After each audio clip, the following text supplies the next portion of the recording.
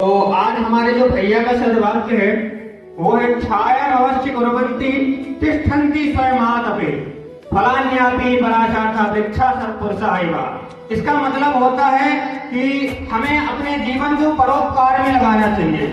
इसका एक विशेष उदाहरण दिया गया है वृक्ष के ऊपर कि वृक्ष स्वयं तो कड़ी धूप में तपते हैं कि नहीं तपते हैं।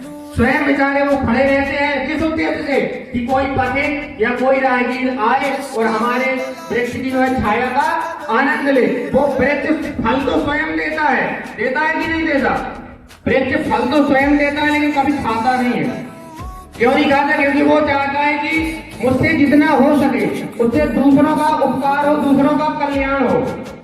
वृक्ष फल तो देते हैं किस उद्देश्य कि आए कोई या चलता राहगीर आए, कोई भी पथिक आता है, ग्रामीण आता है, शहरी आता आए और मेरे वृक्षों में स्वाद का सेवन करे।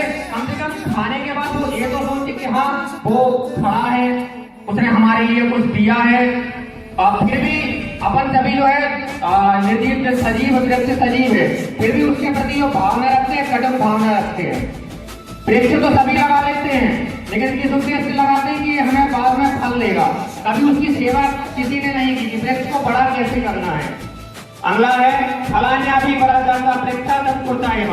वृक्ष फल भी देते हैं तो दूसरों को उपकार के लिए और परोपकार का इससे बड़ा कोई उदाहरण नहीं है। इसका उद्देश्य निकलता है कि हमें अपने जीवन में जितना हो सके हमेशा अपना जीवन दूसरों के उपकार के लिए लगा देना चाहिए। आपसे जितना आता है उसको आप बांटिए, क्योंकि आपसे जितना आता है यदि आप उसे बांटेंगे उसका विशेष उदाहरण ज्ञान है।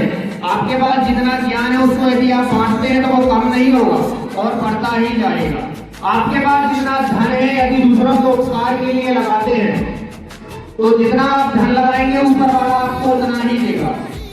तो इससे किसी का धन को खाली नहीं होता है, वो खाली होता है। तो ध्यान रखिए जीवन में परोपकार ही सबसे बड़ा धन है। परोपकारम परमम धर्मम। अपना जीवन परोपकार के लिए लगाइए। धन्यवाद। तलाश करके तुझ में